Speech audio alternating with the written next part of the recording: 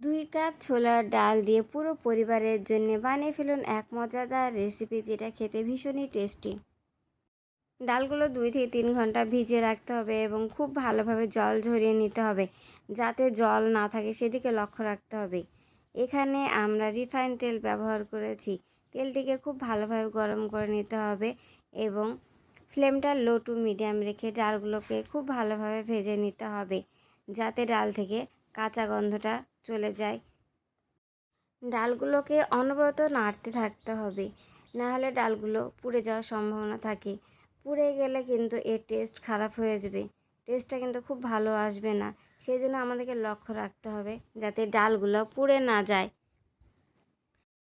ডালগুলো ভেজে নেওয়ার ফলে খেতে অনেক টেস্টি হয়।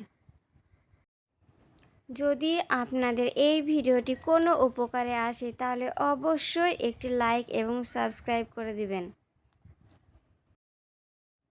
ডালগুলো মোটামুটি হয়ে গিয়েছে। এবার আমরা ডালগুলোকে তুলে নেব এবং 10 মিনিটের জন্য আমরা ডালগুলো ঠান্ডা করার জন্য রেখে দেব।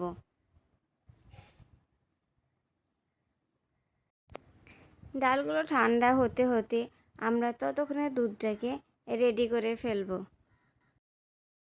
দুধটাকে খুব ভালোভাবে জাল করে নিতে হবে এবং দুধটাকে অনবরত নাড়তে থাকতে হবে, যাতে তলায় না লেগে যায়। দুধটা জাল হতে হতে আমরা ওই দিকে ডালটাকে রেডি করব। এবার ডালটাকে বেটে নিতে হবে।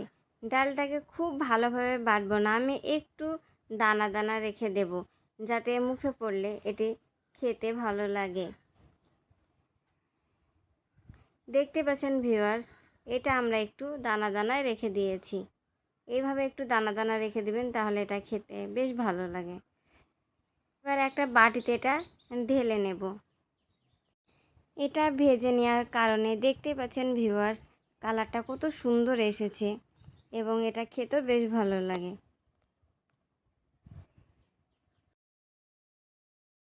এদিকে দুধটাও মোটামুটি জাল হয়ে গিয়েছে।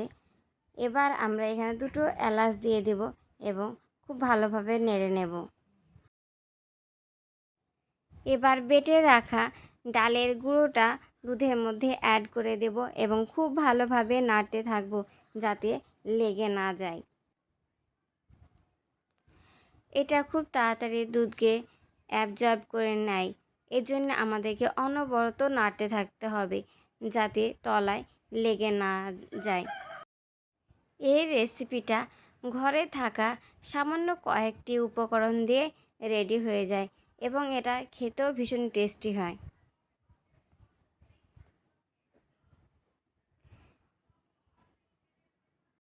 অনেকটাই হয়ে গেছে।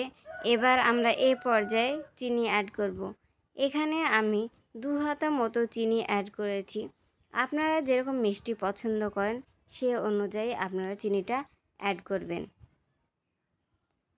চিনি দেওয়ার পরে এটাকে আমরা খুব ভালোভাবে নেড়ে নেব, যতক্ষণ না পর্যন্ত চিনিটা গলে যাচ্ছে ততক্ষণ পর্যন্ত আমরা নাড়তেই থাকব। আমি এখানে 10 টাকা দামের এক প্যাকেট গুঁড়ো দুধ ব্যবহার করেছি। আপনারা চাইলে এটা স্কিপ করতে পারেন, বাট এটা দিলে অনেকটাই টেস্ট বেড়ে যায়। গুঁড়ো দুধ অ্যাড করার পর খুব ভালোভাবে নাড়তে থাকতে হবে, নাহলে দুধটা দলা পেকে যাওয়ার সম্ভাবনা থাকে। ওই জন্য আমরা খুব ভালোভাবে নাড়তে থাকব।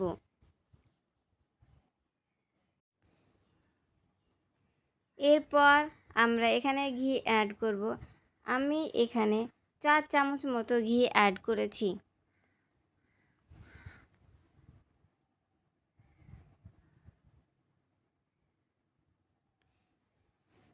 ঘি অ্যাড করার পর এবার খুব ভালোভাবে নেড়ে নিতে হবে। অনবরত নাড়তেই থাকতে হবে যতক্ষণ না পর্যন্ত পুরটি কড়া থেকে ছেড়ে দিচ্ছে, ততক্ষণ পর্যন্ত আমাদেরকে নাড়তেই থাকতে হবে। দেখবেন যখন কড়া থেকে ছেড়ে দিয়েছে তখন জানবেন যে পুরটি পুরোপুরি রেডি হয়ে গেছে। দেখতেই পাচ্ছেন ভিউয়ার্স, এটি আর কড়ায় লেগে যাচ্ছে না, কড়া থেকে এটি পুরোপুরি ছেড়ে দিয়েছে। এ পর্যায়ে এটি আমরা একটা প্লেটে নামিয়ে নেব। প্লেটে হাফ চা চামচ ঘি দিয়ে প্লেটটিকে খুব ভালোভাবে রেডি করে নিতে হবে, যাতে তলায় লেগে না যায়। প্লেটটি রেডি হয়ে গেছে। এবার আমরা পুরটিকে প্লেটের উপর রেখে দেব এবং চামচ দিয়ে এটাকে খুব ভালোভাবে রাউন্ড শেপ করে নেব।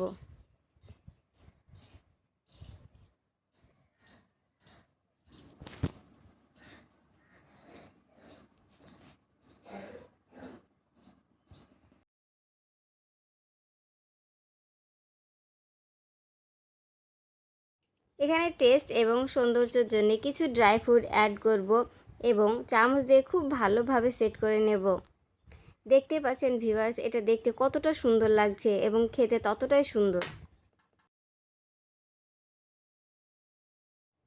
এবার এটাকে আমরা কেটে নেব।